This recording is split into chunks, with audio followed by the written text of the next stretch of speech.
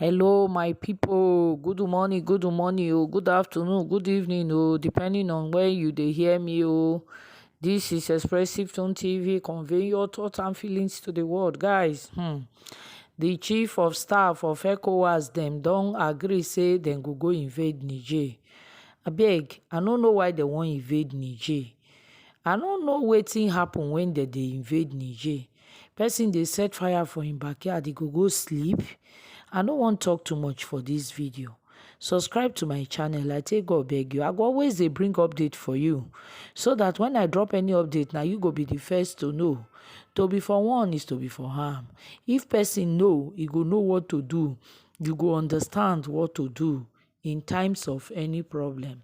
That is why e good make you dey informed. Who no dey informed, e dey deformed. Abeg, subscribe to my channel, make I no talk too much. Make you press the notification bell. Also like the video when you like the video, because wetin dey happen today, nobody be mumu again. That is why you see say Niger, all these African country today, that they feel rise against France, that they feel rise against Oyibo. Because for this channel, na only to promote our own country, our own continent, na we dey do for here. Anything when e no dey promote us, we no go do am, we no go near am, we no go touch am. So we say enough is enough. E good. All these our corrupt leader dem wey be say na dem dey empower dis Oyibo people to come dey thief our crude, thief our uranium, thief our precious stones dem wey we suppose to take dey develop, because their own selfish interest na dem dey interested in. We say the time e don reach, e don end for them. But right now Ecowas say dem wan go invade Niger. Omo, e don settle. Make una ready o. Watch video. See you in my next video. Cheers. The ECOWAS chiefs of staff have now resolved to go ahead with a military intervention in Niger. When this meeting was postponed initially, many thought that they were trying to gauge the opinion of ECOWAS people.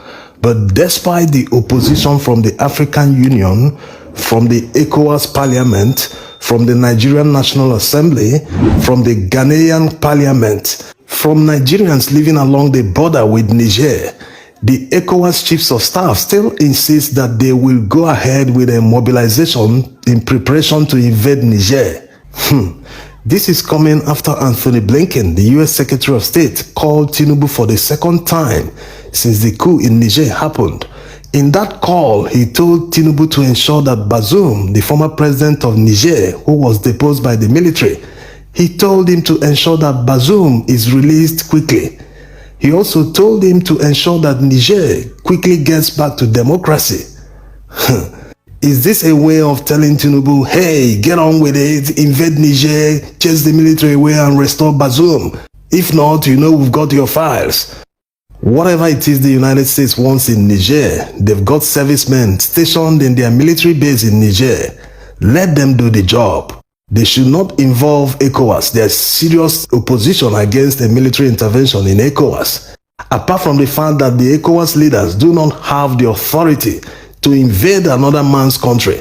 You cannot fight illegality with illegality. Most of them have serious moral burdens. Most of them violated their constitutions in their different countries, and they want to preach to Niger about democracy. The grievances from Francophone countries against France is not out of the ordinary. They are simply tired of their overbearing attitude. How can France force the people of Niger and their government to deposit 50% of their reserves in France? Did the United Kingdom do it to any other country? Did they force any former colony to maintain a reserve in the United Kingdom? Why is France doing it? The economic chokehold on these people has become so unbearable. That's why they just want France to leave. Let them leave their country with their military men. They want to develop at their own pace. That's why they see the coup as a revolution against France. It's simply better for the United States to negotiate for their military base. They should leave France out of it. Let the people of Niger determine their future going forward. If they want to spend their entire lives under military rule, that's their business. It shouldn't concern outsiders. If they want to quickly get back to democracy within the shortest time, that's also their business. Let them solve their problems by themselves. Interestingly, the military in Niger have started serious mobilization.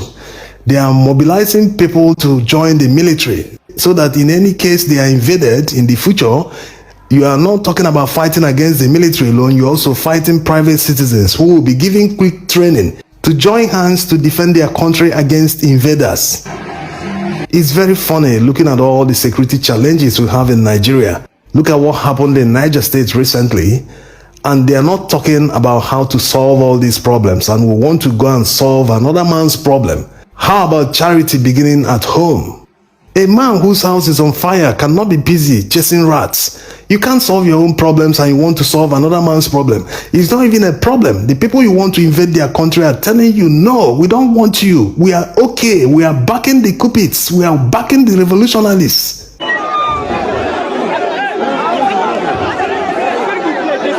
The persistence by Western countries that the military regime in Niger must restore Bazoum can only mean one thing. It is not about democracy. It is about their interest. Because it doesn't make any sense. The people they supposedly want to save are telling them, no, we like it this way. We support the military regime. That they want to achieve a total emancipation from France using the military. So why should anyone cry more than the bereaved? Besides, the West didn't react this way when their military struck in Burkina Faso, neither did they do so in Mali. So why is Niger different? The fact is, most Western countries see Africa as a place where you come to mine natural resources, that the people shouldn't be allowed to think for themselves, that any idea, whatever idea they want, they must impose it on Africans and they will take it hook, line and sinker. They are averse to resistance. They don't like it when Africans say no. When they make a deal with an African country and they say, no, I don't want this deal, go with your money. This is exactly what is happening in Niger today. These countries are just interested in mining resources. They don't want to add any value. Like in Congo, where they mine lithium. No one wants to set up a processing plant to manufacture the batteries locally. That's why in most of the countries where they mine these resources, you see the poorest of the poor. There is no development, no industry. They just sell raw materials, which some of their leaders will eventually steal the money and launder it back to the countries. So it's a double gain for some of these countries. They come and buy the raw materials, their leaders steal the money again and send it back to them to continue developing their countries. So the system benefits them more than it benefits Africans. They actively work with corrupt politicians in Africa to get whatever they want. They pay them any amount they want because they know that eventually that money will come back to their countries.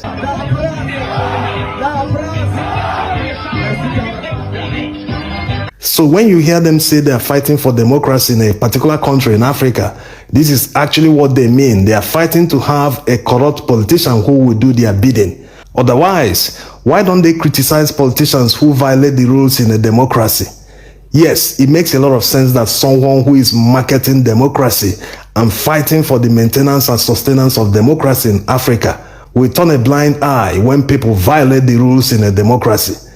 If you're on one hand telling people that democracy is the best form of government, that they should embrace it, why do you suddenly become dumb when people violate democratic rules? Yes, it's very important that all stakeholders work towards the sustenance of democracy. It's not the job of the opposition alone to obey the rules of democracy, while the party in power behaves as if they are lords over the others, that they were elected as kings to lord it over everyone.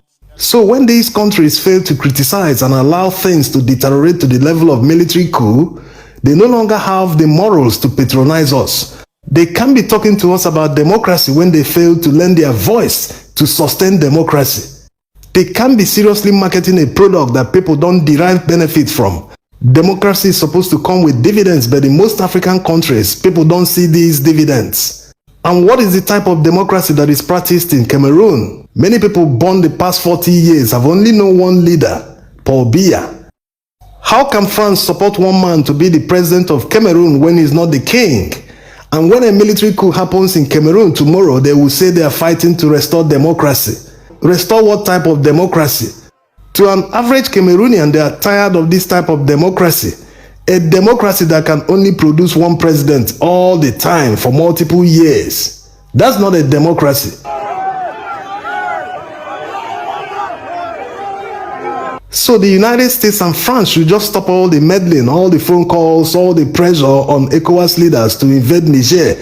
They should just stop all this.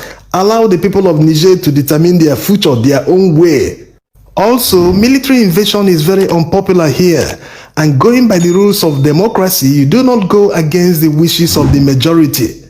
Any forceful invasion of Niger will destabilize the entire region and lead to a massive humanitarian crisis. We hope that good reason will finally prevail. While the military junta in Niger is busy consolidating power, the Prime Minister believes that they can find ways to mitigate the sanctions. Niger is a massive landlocked country, and the closure of their southern borders by their neighbors must be hitting their economy hard. The people are definitely suffering. How long will the sanctions persist? With the ECOWAS leaders refusing to remove the sanctions as demanded by the military in Niger, and the military in Niger insisting that they would try Bazoum for treason, the future looks very bleak.